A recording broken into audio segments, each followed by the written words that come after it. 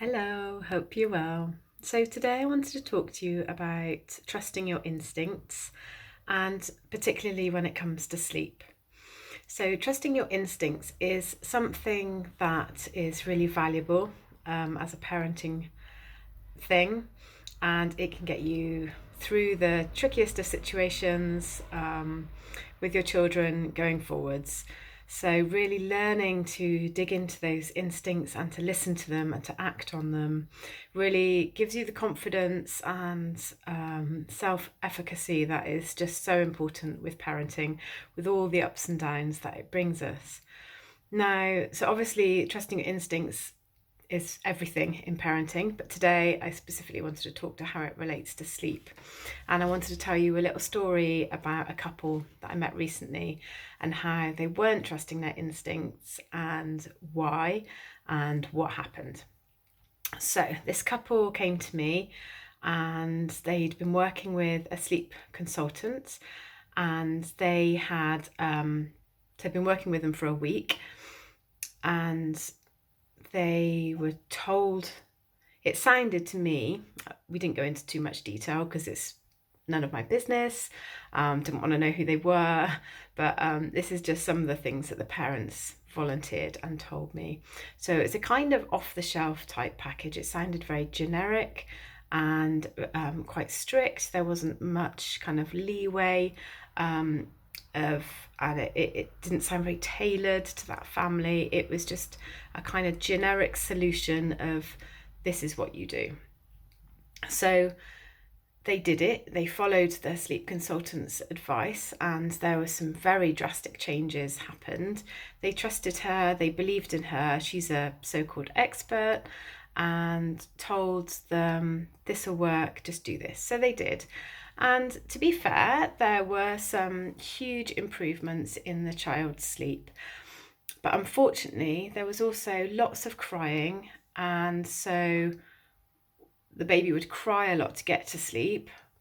When they did eventually fall asleep, they slept for longer stretches. And yeah, so that there were some improvements made, but the mum used the word traumatic, which is something I hate to hear from my clients. It's something that I wouldn't wish any parent to have to experience, a traumatic event with their child. Anyways, they made lots of improvements, but ultimately the methods used didn't really sit right with this family, this couple. And they wanted to know if there was any other way that they could continue forward to make some further improvements, particularly with naps in the day, and also just to answer some questions, I think, that the other sleep person couldn't or didn't answer. So we spent a long time talking about, because the methods that they were using were leave to cry and go in at intervals and pick them up, but don't really pick them up unless you absolutely have to, I think was the advice from what I gleaned from them.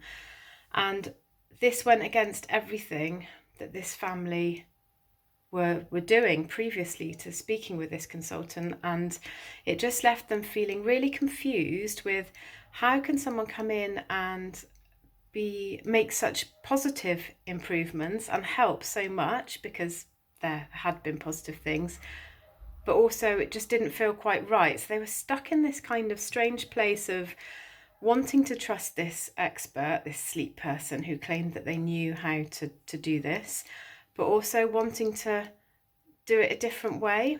That's the best I can kind of explain it. So they were just exhausted, really, slightly traumatized, totally lost their confidence with how they were parenting their daughter, who was 9 months old. So I suggested we had a free little chat. So I spoke to the dad for about 15 minutes. It's probably more like half an hour actually. But and then we emailed. I told him to look at my YouTube, my Instagram, my Facebook to really get a feel for how I work. And so they decided to book in for just a one-off session, which we did a few days ago. And they said that my my approach was much more aligned to how they want to parent and how they were parenting. So they didn't want to undo all of the work that they'd done with this other consultant, because like I said, there had been positive things, but they didn't want to use those methods or that kind of style going forwards, and also for the future, any troubleshooting stuff. So we talked a lot about the associations this child now had with her cot, and she cried every time she went near her cot because she was various reasons, but I suspect it was something to do with the association of it being not a very nice place to be. It involved crying. She knew every time she went into her bedroom, she would be crying. There was lots of separation anxiety going on. She was starting a childminder. The mum was going back to work. She wanted to reduce breastfeeding. So 9 months, classic kind of separation anxiety anyway, and a natural development. There's so much going on for this child, and my instinct took me to, this child needs to be held closer, not pushed further away.